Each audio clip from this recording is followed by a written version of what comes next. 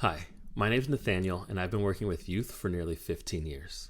Whether it be when I was teaching in Little Rock, developing after school programs in Sacramento, doing group counseling in Chicago, or creating national level civic engagement programming, something I noticed was a need for mental health resources throughout all of these spaces, especially for our most vulnerable. This is where Strategies for Youth comes in. When SFY began to recognize youth that experienced trauma were having disproportionate interactions with the juvenile justice system, we decided to create a game that would meet young people where they are and support them in ways many of our systems don't. Know Your Triggers, a Jeopardy inspired educational game, teaches young people about trauma, how to understand and unpack their own, and how to develop healthy, pro social coping mechanisms, all through gamification.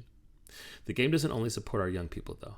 We have seen it used as a training tool for youth workers to understand their youth better. We've also heard great feedback about how the game has helped many adults recognize the way their own trauma and triggers show up in their personal and professional lives. While we have seen some hesitation and concern around running the game for reasons like discomfort or worry around triggering young people, we have found once we give specialized training, coaching, or other supportive resources that focus on their concerns, those hesitations tend to be quelled. Through our outreach efforts, we have been able to reach 11 cities across 8 states, including Chicago, Illinois, Bridgeport, Connecticut, Jackson, Mississippi, and Washington, D.C., amongst others. With over 100 facilitators trained or scheduled to be trained by the end of spring, our impact is growing by the day. We estimate Know Your Triggers will reach over 1,000 youth a year with just the partnerships we have or are developing currently. The growth we have seen has given us the opportunity to support communities we had not previously been in.